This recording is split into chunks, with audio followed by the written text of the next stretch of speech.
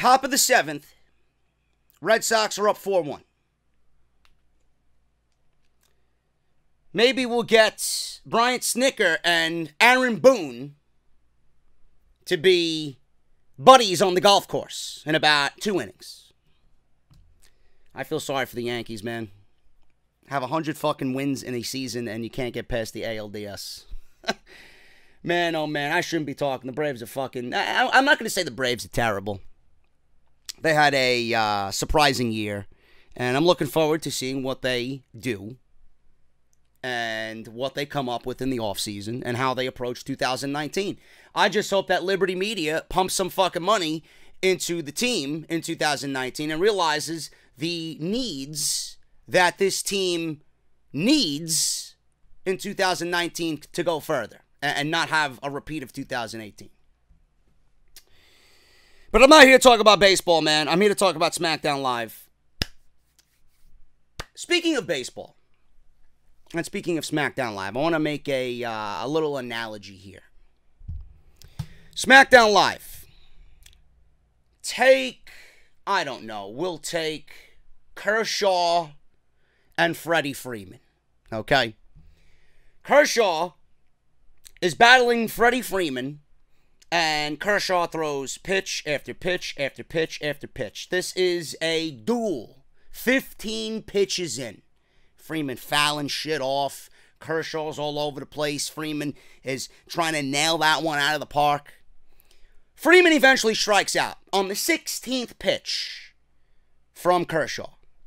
Now, when the instant replay shows Freeman swinging through on that strike 3, they're going to show you the pitch sequence, and they're going to show you pretty much everywhere those 16 pitches went in the virtual batter's box.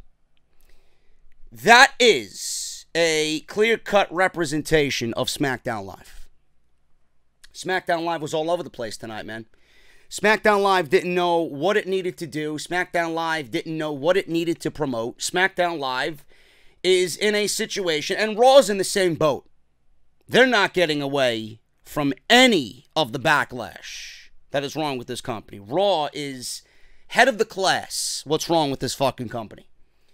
But it was so very apparent on SmackDown Live tonight. They got so much going on that they don't know what they need to promote. The show was literally all over the place. SmackDown Live was that virtual batter's box, and it was 16 pitches of just all over the fucking map from Kershaw to Freddie Freeman. You know, the WWE ideology is just fucking bizarre, man. It's just so bizarre to me. These people think, you know, the more content, the better the shows are going to be. Because they're just filling the needs of the network. And they're giving you more content, and they're giving you a better viewer experience. Meanwhile, the shows are suffering. The shows don't live up to the hype and to the build. There is virtually no build to these shows. You know, WWE has done more promotion for the Royal Rumble. I've seen more commercials for the fucking travel packages, and I've heard the announcers mention the Royal Rumble more than I have heard them mention the Survivor Series. Now, I understand the Royal Rumble is the second biggest pay-per-view of the year, and I understand the Royal Rumble is happening in Phoenix, in Chase Field, and I know it's going to be a big deal, but you know, we're not even done with 2018 yet, and you're already promoting January 2019. You're already getting ready for WrestleMania season, which is great. But one step at a time. WWE did more promotion for SmackDown Live 1000 tonight than they did anything.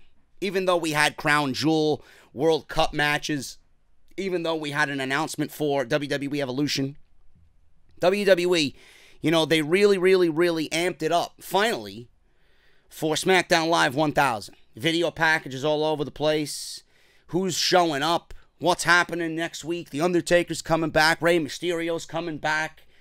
You know, Evolution's going to be there. They're all over the place, man. And it's difficult to really follow. And by that account, it's difficult to fucking care. Because WWE wants your attention all over the place instead of just focusing on one thing, one show, And feuds for that one show, they're building towards SmackDown Live, they're building toward Crown Jewel, they're building towards Evolution, and it's all over the fucking place, man. The more stuff that we have to consume, the less important it's going to be. And I didn't really give a shit about SmackDown Live tonight, and it seems like SmackDown Live didn't give a shit about SmackDown Live tonight. It was virtually all over the fucking batter's box. This more content the better ideology and mentality from WWE is just fucking, it's ridiculous. You know, quality over quantity, please. That's something that these guys in the company, these guys in WWE, they don't really care for anymore. And it shows. And the quality of the shows are suffering. The quality of the shows are suffering. This SmackDown Live was virtually fucking useless. It was worthless. It did nothing for nobody. And I want to mention this right out of the gate. You know, I know WWE had that Battle Royal, that World Cup Battle Royal, in which Kurt Angle won, dressed as the Conquistador last night on Monday Night Raw. WWE's building World Cup qualifying matches, which we'll talk about here. The World Cup for the Crown Jewel pay-per-view is nothing more than a throwaway tournament to simply fill out the undercard because they don't have time to build any meaningful matches for November 2nd. And instead of rushing to get something on the card, they figured, you know what, we'll come up with this fucking cheap, worthless, useless tournament. We'll have a field of 8. We'll get 4 first-round matches out of that. We'll get 2 semifinal matches, and then we'll get a final on top of what's already been booked for the show, on top of the WWE Championship and then the Universal Championship triple threat with Lesnar, Strowman, and Roman Reigns. This tournament is simply being used to fill out the undercard because WWE has no time and they have no storylines to go into this pay-per-view. So right out of the gate, that is what the World Cup tournament is being used for. It means nothing to anybody. The winner will probably go and disappear next year. You know, it would be rendered useless. I doubt this is going to be a fucking yearly thing, even though it could be. I mention this every single year. I don't know why WWE doesn't bring back the King of the Ring in some format like this. You know, we got 5-hour pay-per-views. There's no way anybody in the company is going to tell me, with all the tournaments that are going on year in and year out for the last couple of years, that you don't want to bring back, or that you can't bring back the King of the Ring and make it fucking important. Or give it its own pay-per-view. Or make it a fucking network special like you do these other fucking shows. You know? It's ridiculous. The Crown Jewel event, we all know what the meaning is of that. WWE's whoring themselves out. But to fill content for that show, WWE has nothing else that they could put on the undercard, so they figured, you know what, let's do this tournament. They got Evolution to build towards. They got SmackDown Live 1000 to build towards. There's just so much going on that they can't focus on one thing and make that one thing important. And it's harming the quality of the shows. And if you don't agree with me, then I don't really know where your mindset is at, man. You know, some people like more content. Some people like this barrage of fucking pay-per-view that WWE is ramming down our throats. I don't. I like traditional build. I like when things have meaning. I like when titles mean something. I like when feuds are built. I like when there's a fucking conclusion to a feud. I like when there's storylines that I can actually invest myself in that carry over week to week to week that get me interested and excited about the weekly programming. WWE has not gotten anybody excited, especially after a show like tonight. They haven't gotten anybody excited about what's coming up. So those are my opening thoughts on SmackDown Live. It was honestly a throwaway show. This was a hype show to get you ready for next week. And this was nothing more than qualifying matches for a meaningless tournament and a promo between champion and challenger for the WWE title with The Miz in between. And that was pretty much it. And a championship match between Becky Lynch and Charlotte Flair. Speaking of Charlotte and Becky Lynch, man, this is how SmackDown Live opened the show tonight with the Women's Championship match.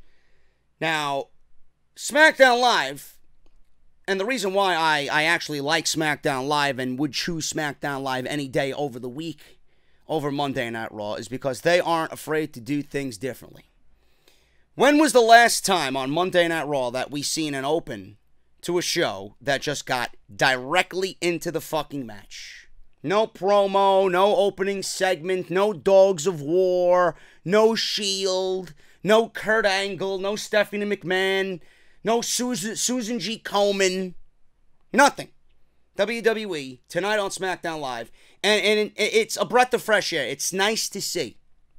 They went right into the title match. No entrances for Becky Lynch and Charlotte. Greg Hamilton was already in the ring.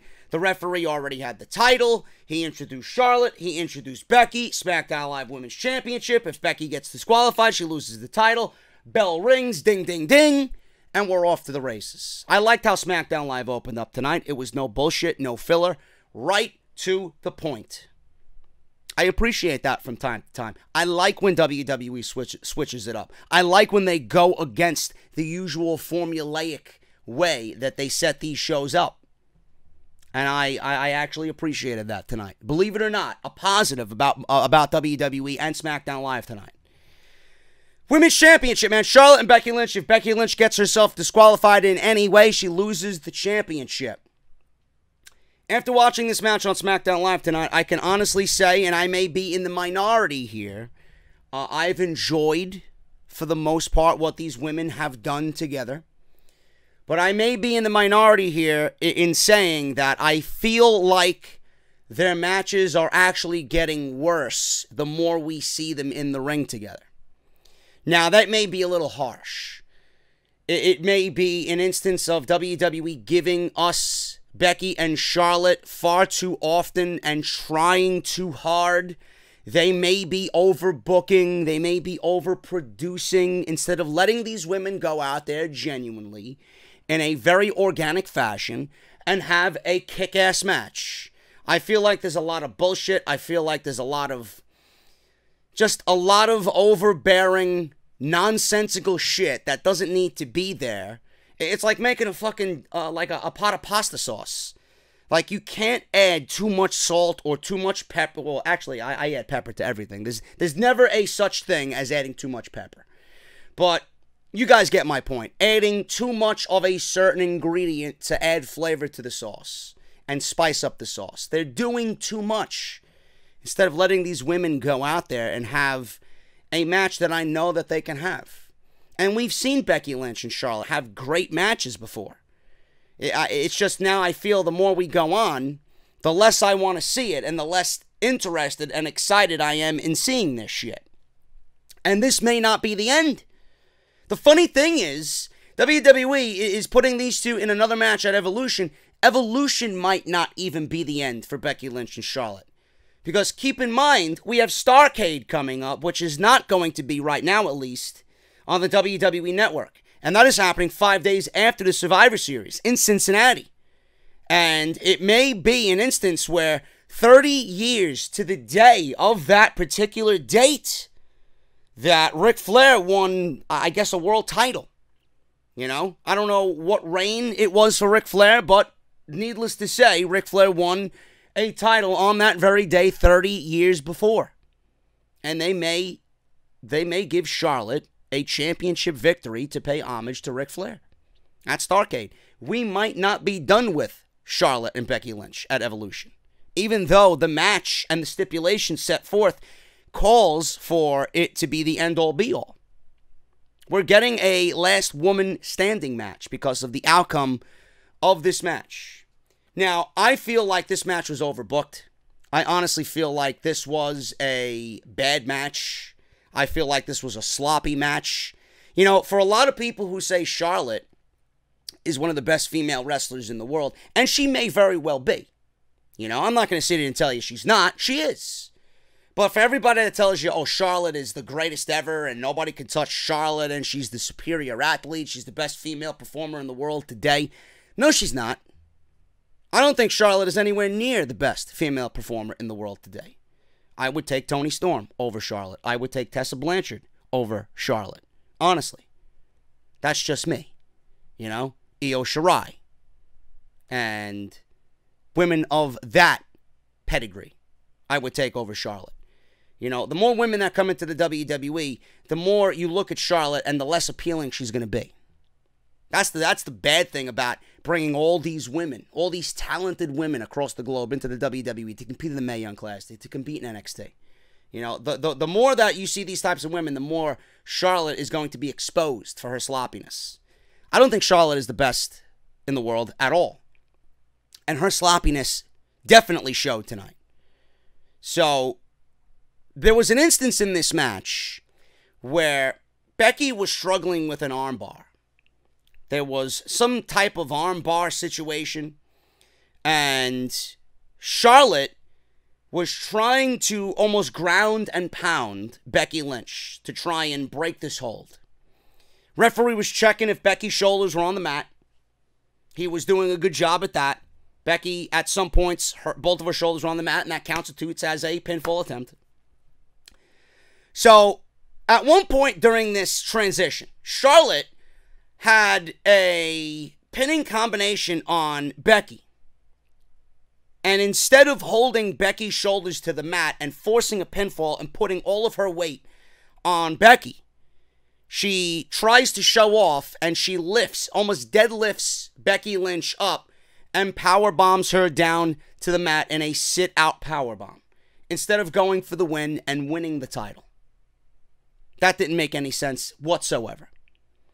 There was another instance in which Charlotte went up top for a moonsault. And everybody was, oh my God, Charlotte missed the moonsault. Charlotte misses the moonsault 100% of the time she attempts the moonsault. It's one of those things that is a beautiful disaster. And I'm not talking about Cody Rhodes and his springboard, insecurity off the second rope. I'm not talking about Cody Rhodes. Charlotte's moonsault is a beautiful disaster. When she's in the air, it looks great. But when she comes down and lands, it looks absolutely fucking god-awful. She never hits, she never connects, it's never devastating. She always undershoots it or overshoots it or just lands awkwardly. She attempted a moonsault to the outside, and she's lucky she didn't break her fucking legs. She moved out of the way, did Becky, and Charlotte hit hard on the mat below. But this is a normal instance when Charlotte goes for a moonsault. 100% of the time, she always misses it. So, it's no different than any other week. She missed the moonsault. So, that was one of my key points in the match. I always looked for Charlotte's moonsault, and I always looked to pinpoint how awful it is, because it really is. I wish she wouldn't even do it. Honestly, I really wish she wouldn't even do the moonsault. So Flair lands on the floor hard. Becky then tosses Flair into the barricade, okay? Now, before this, Becky actually tried to take the title and recreate what she did at Super Showdown. And I don't like that WWE is constantly booking Becky as a chicken shit heel. They're trying to give you the perception of Charlotte being a chicken shit heel, and I don't understand that, because everything that Becky had said, it goes against everything that she said she was. I'm going to beat Charlotte's ass. I'm going to beat Charlotte. This is my spotlight. You can't beat me. She called Charlotte delusional. And here WWE is, for their second time in a row, has Becky take the title and try and walk away like a chicken shit heel and just walk out of the match as if she can't beat Charlotte. I don't get the narrative that they're trying to tell. And I find it laughable that people still say that Becky is a heel. She's not. As long as she's getting reactions the way that she is, she's not a heel. Just like Roman isn't a babyface. It's the same fucking thing. Roman is not a babyface at all. They want you to think he's a babyface, and they're going to book him as a babyface because they want you to somehow magically open your eyes one morning and say, I'm going to cheer Roman Reigns today. No, it's not going to happen. I'm going to boo Becky Lynch tonight. No, it's not going to happen. This woman can commit murder live on television, and she would walk away scot-free in the eyes of the audience. People would still chant Becky. So I don't like the fact that WWE is having Becky in these instances where she's trying to walk out with the title and she's trying to cheat and she's trying to weasel herself out of situations. That's not what Becky Lynch is. That's not what Stone Cold Becky Lynch does. Come on now. So Flair missed the moonsault. Flair lands on the floor. Becky tosses Flair into the barricade. Becky returns to the ring. Referee starts counting again. At this point, I thought it was a count-out. And a lot of people seen what was about to happen next. Flair goes and makes it into the ring at a 9 count. Becky tries to kick her. Flair sidesteps Becky, misses, falling out to the floor. So Flair slams Becky on the floor with a suplex and brings it back into the ring. Flair hits a natural selection. Flair then goes for the pin, but Becky rolls to the floor once again. And I like this move. That's the way a champion operates. She knew she was hit with one of Charlotte's signature moves, and she rolls to the outside. That's what a smart champion does. Creating separation from the challenger. So the referee starts counting again. Flair brings Becky back over, but Becky sends her into the ring apron and into the steel post. Referee starts counting. They both go down to the floor. They start going at it on the floor. Flair goes into the barricade again, and they eventually get counted out. So after the bell, Becky walks up the ramp with the title. Flair chases her down from behind, and when Becky gets to the top of the stage, Charlotte spears Becky into the LED boards on the stage, and she breaks several panels with Becky as Charlotte spears Becky into the LED boards on the stage of SmackDown Live. So at this point, you know, it looked like Charlotte really hurt her hand. There was a F-bomb that she dropped, I think, that they bleeped out, that the production truck bleeped out. I don't know if she legitimately got hurt or if she was just selling the entire situation, but with this situation that happened, WWE booked another match between the two, and it's going to happen in Evolution, and it's going to be a last woman standing match. Now, this, I think, is the first last woman standing match on SmackDown Live. I don't think Paige actually made mention of that. All she did was say this is the first ever last man standing match or last woman standing match for the SmackDown Live Women's Championship, or the first last woman standing match, and she didn't really mention anything other than that. So I'm guessing we're just going to bypass what Asuka and Nikki Cross did in a last woman standing match. I guess NXT doesn't exist, because that's the last woman standing match that I seen. I don't know about you guys, and that was a damn good fucking match if you ask me. And Becky and Charlotte are going to have a very, very difficult task to try and overcome what those two women did. I hope this is good. I hope WWE knows what they're doing. I hope that they don't take the title off of Becky Lynch.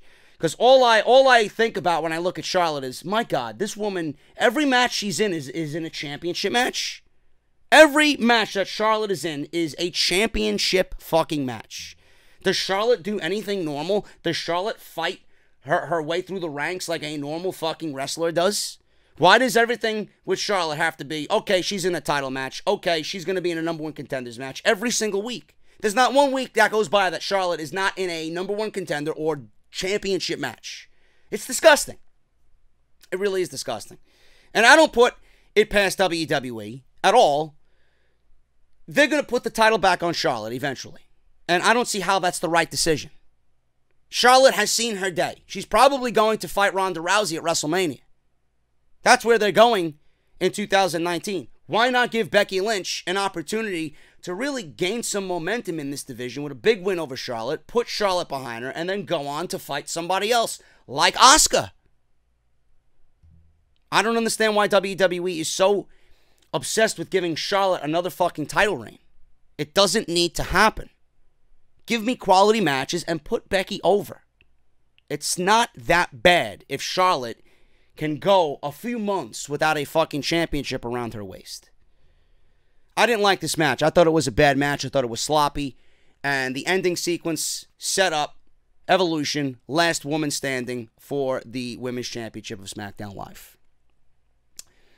Jeff Hardy versus Samoa Joe. This is a qualifying match for the Crown Jewel World Cup.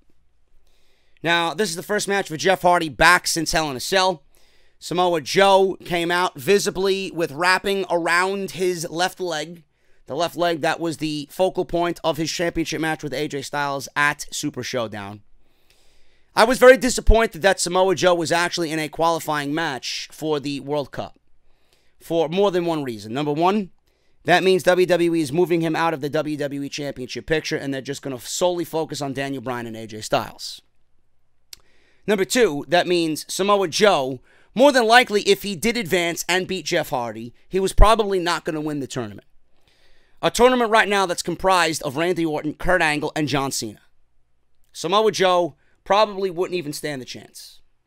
And I don't like that at all. And it's becoming more and more apparent, and this is fucking ridiculous, that WWE may never give Samoa Joe the WWE Championship.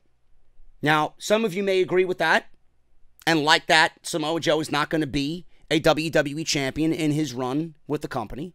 I find that to be incredibly fucking stupid. I don't know what you guys think, but I find that to be incredibly fucking stupid. Samoa Joe is too good to not ever win a championship in WWE. And the outcome of this match, I don't know where the fuck they're going with this. I don't know what they're doing. But Jeff Hardy beat Samoa Joe due to referee stoppage. The referee stopped the match because of that leg that was a focal point at Super Showdown with AJ Styles. So Samoa Joe was physically unable to compete, even though it looked like he still wanted to compete. He couldn't stand on his legs. Now, I will say this. If this is not leading to Samoa Joe sitting out a couple of weeks and building up frustration and anger, and if this is not leading to Samoa Joe coming back on television and absolutely murdering everyone in his path until he gets what he feels he deserves, then WWE will have fucked up. I'm actually glad Samoa Joe is not in the World Cup. I'm glad. Because he wasn't winning the World Cup anyway. And I'm glad he's not in the World Cup because this gives him an opportunity to sit out next week. Even though he probably won't. Because it's SmackDown Live 1000. How are you going to have Samoa Joe sit out? He may sit out. I don't even fucking know. They may sell his injuries. I don't know. But if he sits out next week, he sits out the following week, he sits out that following week, he'll be out 3 weeks. 3 weeks is a long time for somebody to just sit and have their thoughts fester. What can I do? How can I get back in there? Oh, I know. Let me attack Daniel Bryan and AJ Styles and cause mayhem in their WWE Championship match. That's my title. And he can just throw himself right back in the championship mix. Fuck over Daniel Bryan, fuck over AJ Styles, and just let all that frustration out. That's what I'm hoping that they do. If this is not leading to Samoa Joe coming back and physically murdering somebody because of frustration, I don't know what the fuck they're doing. I just don't know how you look at Samoa Joe and not want to give him at least a 2-3 month reign as WWE Champion. I don't understand it. Referee stoppage here. Jeff Hardy advances to the World Cup at Crown Jewel. Miz TV. Miz TV. This was probably the best thing on the entire show. Instead of me going over everything that The Miz talked about here, I'm going to just play the promo. I got it queued up already. The Miz tries to stir up trouble between AJ Styles and Daniel Bryan, and he drops a few truth bombs in there. And I love this segment. I thought this was the best Miz TV in a very long time. And when The Miz is on, man, the guy is absolutely fucking untouchable. Listen to this and listen to the segment from Miz TV. AJ and Daniel Bryan shake hands. Whoa, an honorable handshake? An honorable handshake, respect, mutual respect. That is the absolute last thing that anyone wants to see in a fight for the most coveted prize in all of sports entertainment. Oh, this is going to be riveting. Oh, Miz. I heard you talk about AJ's WWE Championship match at Super Showdown. Just out of curiosity, do you want to talk about our match? I mean, I promise it won't take you very long.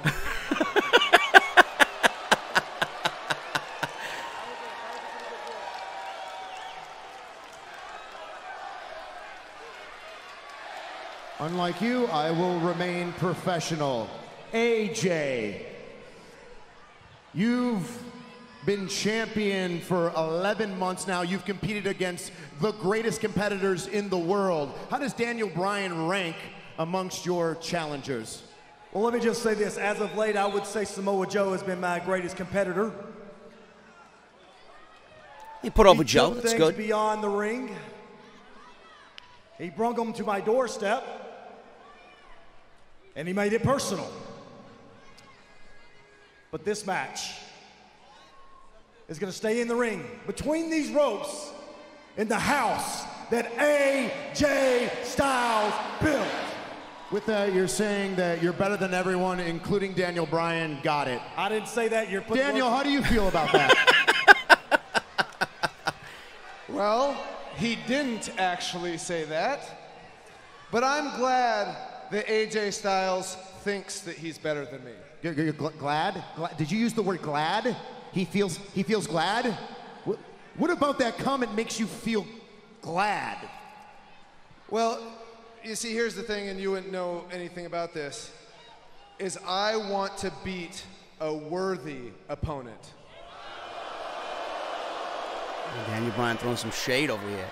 And nobody in the WWE has proven more worthy than AJ Styles, as he has defended the most coveted championship in the WWE for over 300 days, night in and night out. And The Miz right now is just seething. You see, with anger. Miz, AJ Styles has earned the right to think he's better than me. He's earned the right to think he's better than everybody else. And to be fair, since I've made my return, I still have a lot to prove. So yes, I'm glad that AJ Styles thinks he can beat me, because deep down, I know I can beat AJ Styles. No disrespect, Daniel, but since you've come back from your injury, it's not like you faced anyone who is phenomenal.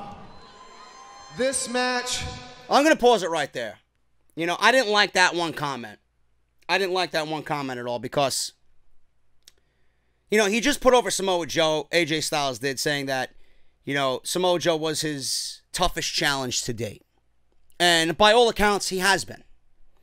But then he goes and makes that comment that Daniel Bryan hasn't faced anybody that has been phenomenal. Now he may have meant that in a tongue-in-cheek like fashion, you know, because he is the phenomenal one, AJ Styles, and he may be talking about himself. But the way I interpreted that was he hasn't faced anybody like an AJ Styles. Now, correct me if I'm wrong. I know Daniel Bryan faced Andrade Cien Almas twice, and Almas, that same Almas, brought AJ Styles to the limit on both occasions, matching him very well in two different matches. So I didn't like that comment based on, I know Bryan faced Almas, as did AJ Styles, and Almas is nowhere to be found, and he's floating around in a sea of nothing, just fighting in mixed tag team matches on SmackDown Live with Zelina Vega. So I didn't like that comment whatsoever. I just wanted to throw that in there. At the Crown Jewel, this WWE World Championship match, this is the kind of thing, this is the very reason that I fought so hard to come back from retirement. Because you see, I talked for a long time about fighting for my dreams, but I never explained what my dream actually was. To get back the title that he never lost. My dream was not to come back and do psychological warfare. My dream was not to come back and have fun. My dream was not to come back and reunite Team Hell No. My dream was not to come back and fight this jerk. My dream that I was fighting for, that image that I kept at the top of my brain the whole time I was striving to come back, was one thing and one thing only: the WWE World Championship. And AJ, the only thing standing in the way between me and my dream is you.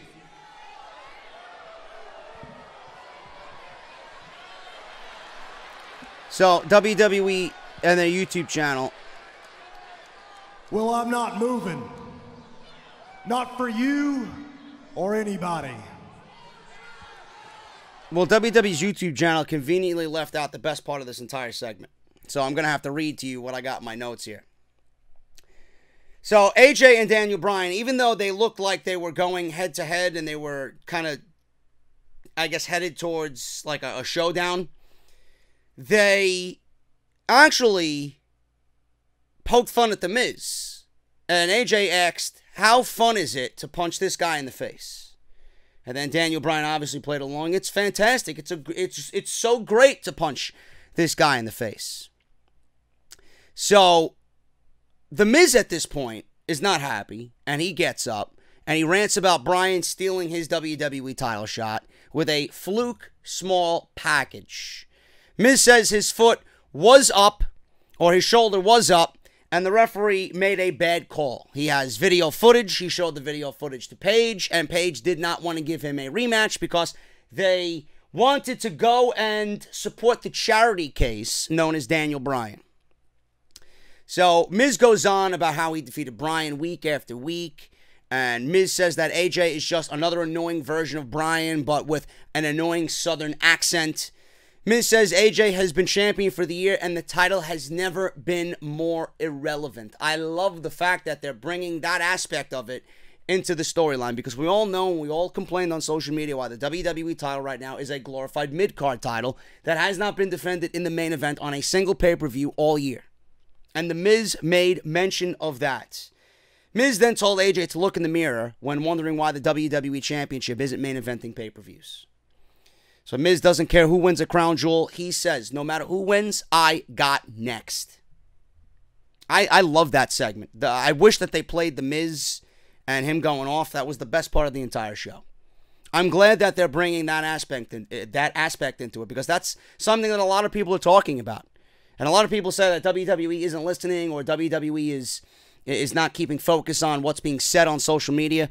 You know, when things like that slip into the script and things like that are being said, they're clearly, either they know what they're doing and they don't fucking care, or they go about doing it not knowing what's going on, and then they look on social media and see what the fans are complaining about. And, you know, with The Miz being the way he is, you know, in some instances, he's almost the voice of the voiceless. You know, the Miz is used by the WWE to get out and bring a dose of reality to the show, whether it's a promo or something said about another performer. So I love this entire segment, and I thought everything here was the best portion of the entire 2 hours of SmackDown Live.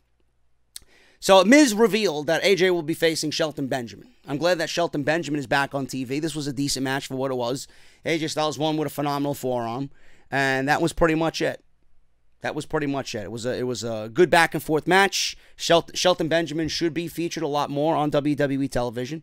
I'm glad that he spoke up on social media. He had Bryan one week, AJ Styles the next. Good to see guys like Shelton Benjamin getting some competition on SmackDown Live.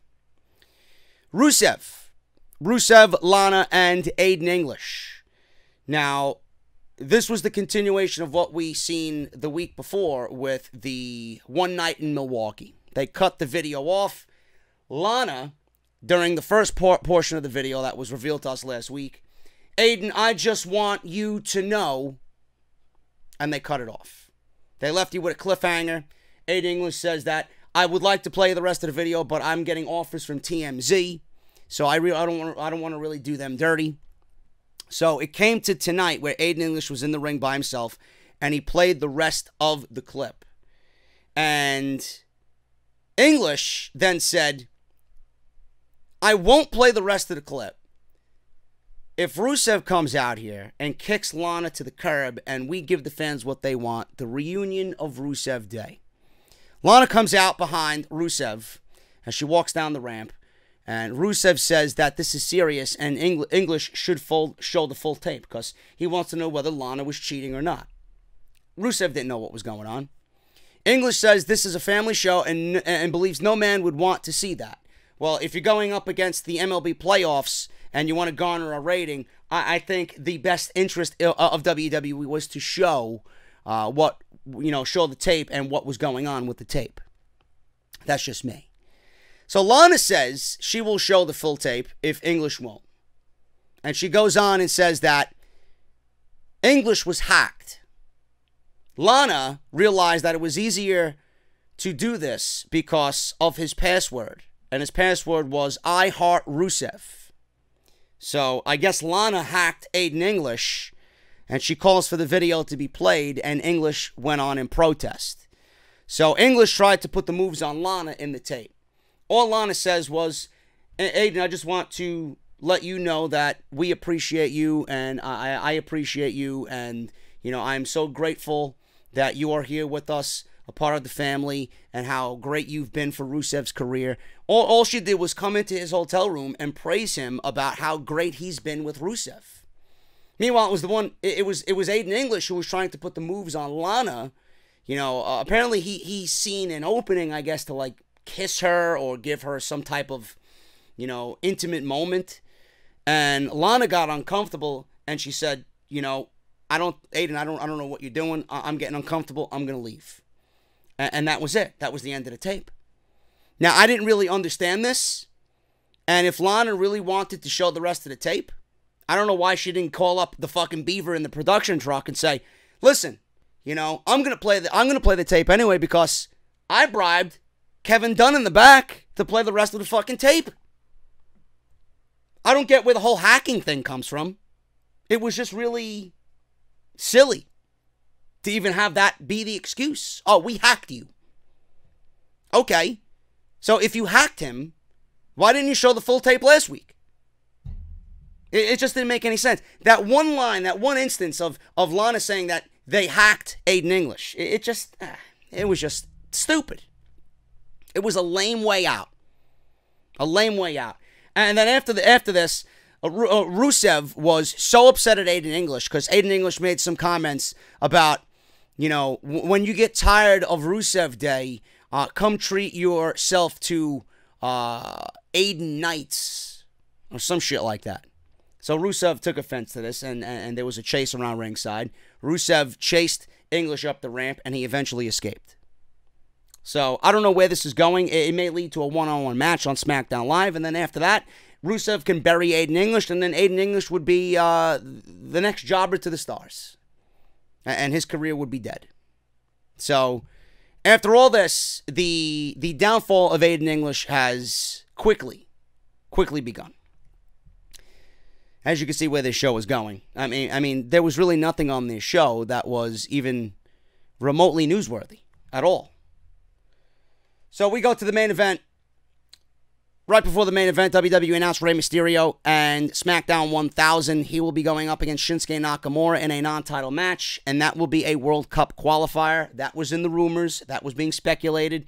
The rumors ended up being true. Rey Mysterio and Shinsuke Nakamura next week. I'm actually looking forward to that very much on SmackDown Live. That is a World Cup qualifier.